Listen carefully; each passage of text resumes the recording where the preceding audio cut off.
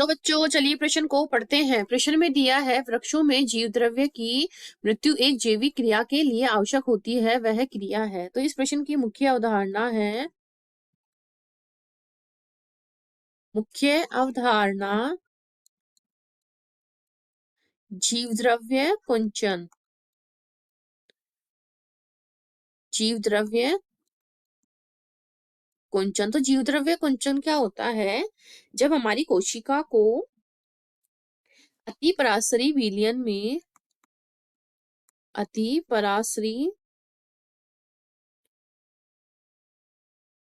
अतिपराशरी विलयन में, तो अतिपराशरी विलयन कौन सा विलयन होता है?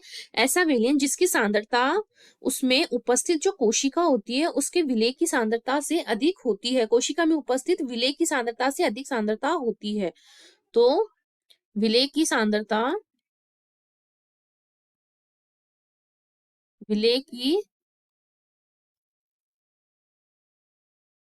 विलेय की जो सांद्रता होती है, की सांद्रता क्या होती है? अधिक होती है।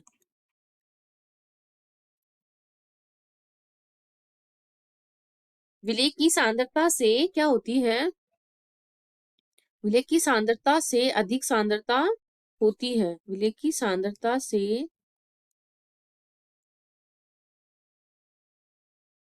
अधिक होती है विलयन की।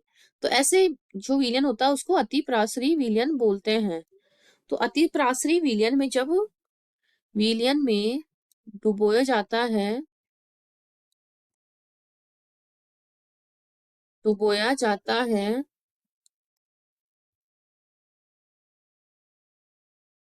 डुबोया जाता है तो क्या होता है? बहिर्प्रासरण की क्रिया होती है। बहिर्परासरण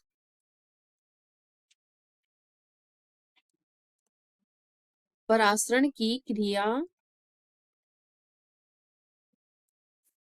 से क्या होता है? क्रिया से जो कोशिका द्रव्य है, बहिर्प्रासरण मतलब कि बाहर की ओर निकलना। तो कोशिका द्रव्य क्या होता है? कुंचित हो जाता है या संकुचित हो जाता है।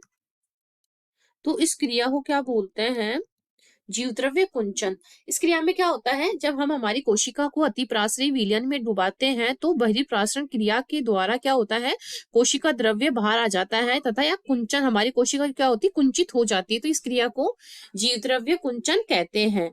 तो अब हमारे प्रश्न की ओर देखिए, इसमें क्या है? जीव द्रव्य की मृत्यु क्या है? जीव द्रव्य की मृत्यु जीव द्रव्य की मृत्यु क्या है? एक जैविक क्रिया होती है। जैविक क्रिया होती है। तो ये क्यों होती है? ये आवश्यक होती है क्योंकि इसमें हमें जल का आवागमन के लिए आवश्यक होती है। क्योंकि अगर ज्यादा मात्रा में हमारी कोशिका में जीव द्रव्य उपस्थित होगा तो क्या होगा? जल को जाने के लिए जाइलम वाहिका, जाइलम जो तत्व होते हैं वो नहीं बनेंगे, ज्यादा अच्छे से नहीं बनेंगे, जिससे कि हमारे जो जल होता है उसका आवागमन अच्छे से नहीं होगा। तो जल के आवागमन के लिए क्या होता है? आवागमन के लिए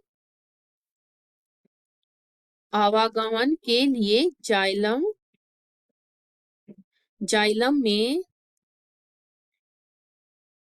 जीव द्रव्य की मृत्यु होती है। तो इस प्रकार जल का आवागमन के लिए यह अभिक्रिया क्रिया क्या होती है? आवश्यक होती है। तो हमारे बाकी के विकल्प कट जाएंगे और विकल्प सी हमारा सही हो जाएगा। आशा करती हूँ आपको इस प्रश्न का हल समझ में आया होगा। धन्यवाद।